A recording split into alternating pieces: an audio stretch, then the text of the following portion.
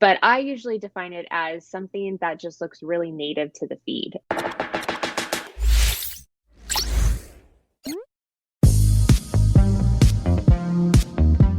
Can you give us your definition of it? Because we know it's user generated content, but we kind of got in a um, lively discussion about like what that actually is and how you obtain it and like the definition of a user. Can you walk us through that? Yeah, so I tend to describe user generated content as anything that like look honestly looks organic to the feed. So unboxings look organic to the feed. Anyone showing the product and talking about the product is very native. Anytime someone gives any sort of review is, user generated content. Pretty much like you can have high-end user generated content where it looks like it's been produced in a studio, but yet you're still kind of showing what you want the product to, like you're showing the audience what you're wanting to obviously show them. But then there's also that sort of native feel where it looks like you're talking to the camera. So on your iPhone or anything that can be produced that way. Um, I definitely think it's one of those things that it's such a broad like scope of what user generated content can be. But I usually define it as something that just looks really native to the feed. Anyone that can honestly just sit there and talk on their camera and just tell someone about a product and making it seem very authentic and organic is usually what I kind of resonate towards as far as user generated content.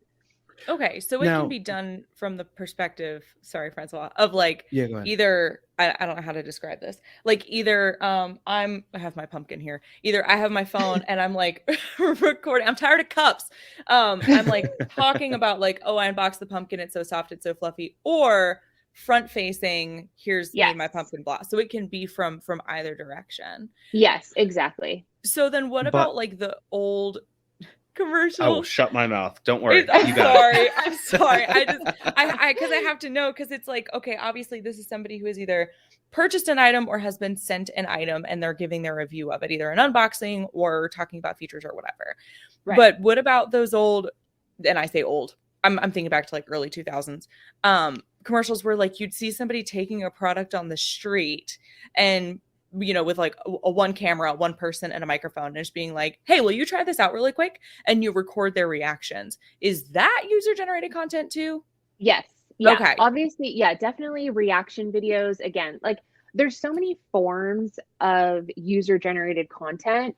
But I always just try to think of it as a native user generated content or a high produced user generated content. So again, like the high production I would call it is, again, having it in studio or even doing those kind of like reaction videos on the street. Technically that could be a high produced kind of, video shoot. But just I think if you're in your house and you're recording yourself with your iPhone talking about a product that has been sent to you, has more, I think, just authenticity to people and knowing that like it seems more genuine than if you have like this kind of camera crew that's following you around shooting this content. I think like that doesn't necessarily seem like as genuine.